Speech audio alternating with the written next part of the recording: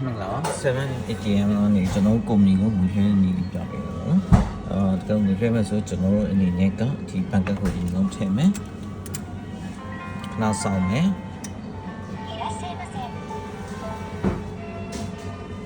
ပြီးဒီမှာပေါ့နော်ဒါတော့ပတ်စံထုတ်တာဒီကောင်ကတော့ပတ်စံချိန်တာဒီကောင်ကဒါ balance inquiry ပေါ့နော်ကျွန်တော်တို့က transfer ဖြစ်တယ်ဟိုဒီငွေလွှဲမှာဖြစ်တယ်ဒီ cut to free ခုမျိုးပေါ့နော် domestic money transfer ကိုချက်နေမယ်အဲ့ပြီးရင်ပေါ့နော်ဒါသတိပေးချက်ပေါ့နော်ကျွန်တော်တို့ဟိုပါပဲနှိမ့်မယ်ပေါ့နော်confirm နှိမ့်မယ်ပေါ့နော်နောက်ထပ်ဒီကငွေလွှဲခနှုံးနေပြမယ်အဲ့တော့ကျွန်တော် confirm နှိမ့်မယ်ပြီးတော့ကျွန်တော်တို့ရဲ့ဒီ password ကိုရိုက်မယ်ပေါ့နော်ဒီ password ကိုကျွန်တော်ရိုက်ရပါမယ်တော့ password ရိုက်ပြီးတဲ့အခါကျကျွန်တော်တို့လွှဲမယ်ငွေ amount ကိုပေါ့နော်ကျွန်တော်တို့ထည့်တယ်ဘယ်လောက်လဲပေါ့နော်ဒီမှာထည့်မယ်ငွေလွှဲမယ် amount ကိုထည့်ပြီးတော့ဒီမှာ enter ပေါ့ငွေလွှဲမယ် amount ကိုကျွန်တော်တို့ထည့်မယ်ပေါ့နော်ငွေလွှဲမဲ့အောင်ထည့်ပြီးတော့ကျွန်တော်ဒီမှာရန်ကိုနှိပ်ရမှာပေါ့နော်ရန်လေးကိုနှိပ်လိုက်မယ်ပြီးရင်ကျွန်တော် confirm ကိုနှိပ်မယ်ဆိုတော့ဒါကျွန်တော်ပေါ့နော်ဒီ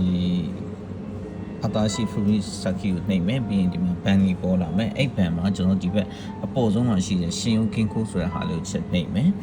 ကျွန်တော် ban က Tokyo ရှင်ယုံကင်းကိုဖြစ်တဲ့အတွက်တူရှာမယ်ပေါ့နော်ခတာခဏရဲ့တူကျွန်တော်နှိပ်ရမယ်တာချီတဲ့တူဖြစ်တဲ့မှာတူပေါ့နော်တူကျွန်တော်နှိပ်လိုက်မယ်အဲ့မှာပေါ်လာပါပြီ Tokyo Shinyo Kinku ဆိုတာပါနော် Tokyo Shinyo Kinku ဆိုတာကျွန်တော်နှိပ်လိုက်မယ်နှိပ်ပြီးကျွန်တော်